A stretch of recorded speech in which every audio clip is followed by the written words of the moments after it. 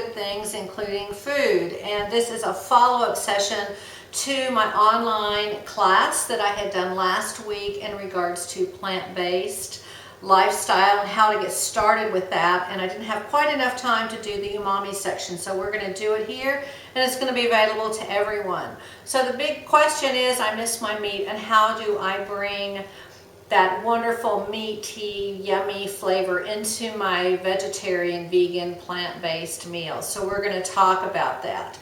Lots of different ways to do this, and these are the products here, and I'm going to go through them. Most of you all are familiar with using tomatoes because tomato has glutamates in it, and it's along the same family of that whole kind of meaty taste. But you don't want to have everything tomato based, you just need the glutamate. So there's a lot of different ways to do that. You can add just a little bit of tomato paste to your dish.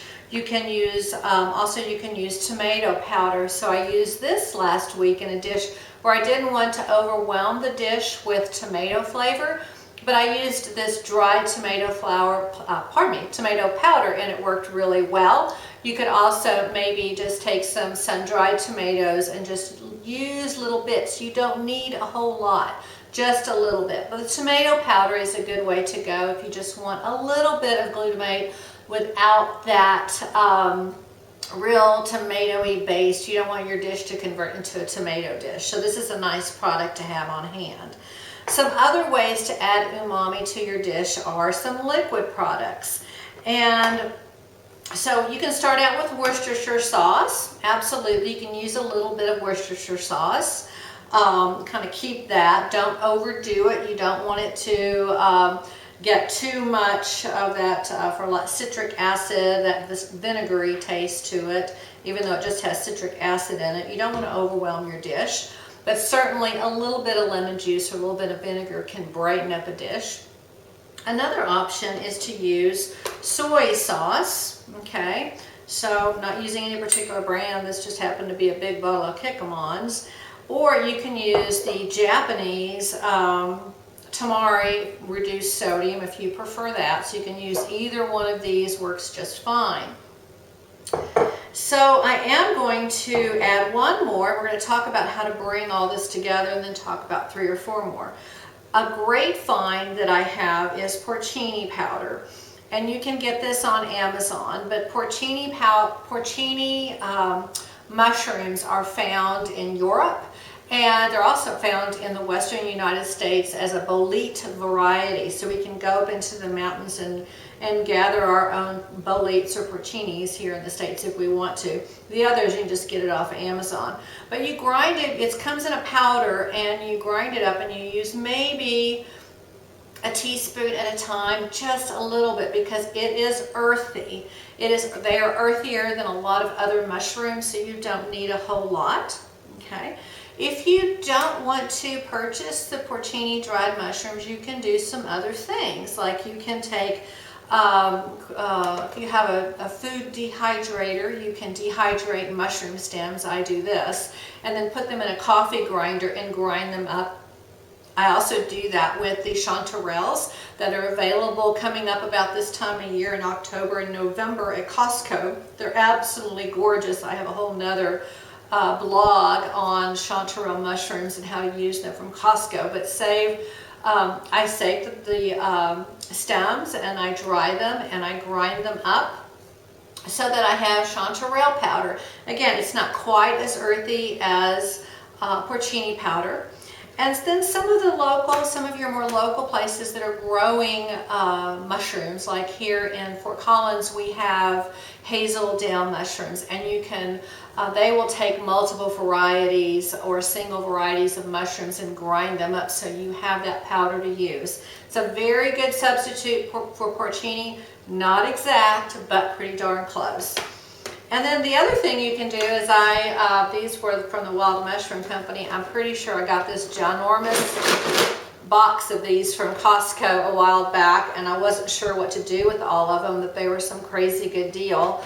And so I saved these, and I actually also grind these up and use them. So what is nice about umami, you can use each of these individually. I learned this, I think, off of the food science lab. When you start combining ingredients that have some umami complexity to them, they will actually compound each other and complement each other and give you a deeper and richer flavor. So for example, in a dish, in a soup dish or a cream sauce dish or some dish that you're wanting to enhance, you might try using maybe a teaspoon of tomato powder with maybe a teaspoon of soy sauce and then maybe a teaspoon of porcini powder. And they will actually complement each other instead of, you won't have just one strong kind of soy saucy thing going on. The others will kind of balance them out. This is something that you would like to maybe play with.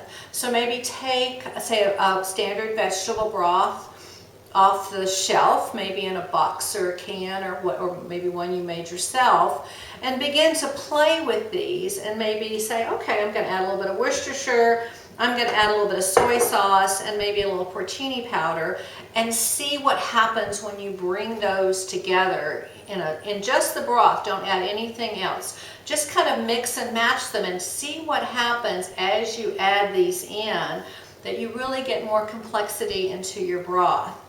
So to round out this, there's some other kind of crazy ones out there, but I totally recommend them. So we have Marmite, and Marmite is actually a yeast extract product that was developed in 1902 in Great Britain, so it's been around for a while. It's this thick pasty kind of thing, and the Brits, I believe, eat it on toast. But it's a wonderful thing to actually add into your umami repertoire, is Marmite. In addition to that is Magi, which is a fermented wheat product. It's fermented very similarly to soy sauce, but it just is another flavor enhancer, and it's liquid and it doesn't take a whole lot, just a few drops. And then my kitchen bouquet was in my pantry for a very long time until I realized, I looked at the ingredients, and it's vegan. All it is caramelized vegetables. And so if you need to bring in some richness and some darkness and make it look like a meat-based soup, and to add a little bit of glaze to it as well, that kind of really beautiful, shiny look to a dish, absolutely add this in. And so again, you can mix and match. Sometimes with soups, what I'll do is, it may need all of these. Maybe I don't want the kind of soy saucy taste to it, but I might add a touch of Worcestershire, I might add some Marmite, and I might add a dash of Magi. I hope I'm saying that right. And then if I need it a little more on the browner side, then a little touch of Kitchen Bouquet, which is what I also use if I want to take those over-the-counter, not over-the-counter, it sounds like a drug, the frozen products, or almost frozen products, all the chicken pieces that are out there, and I want to transform them and have them look like a piece of pork, for example. I will use this in the marinade. So mix and match these. So the final secret ingredient is actually smoked soy sauce. And you can do this at home if you have a smoker. I have an electric smoker. I bought this product at World Market and fell in love with it. And now I smoke my own. I basically take a soy sauce, I put it in a bowl, I put it in the smoker for an hour or two. It maybe loses a teaspoon of liquid, so it doesn't reduce down. But what it does do is absorb the smoke that's in the smoker, and you wind up with this amazing smoked soy sauce taste.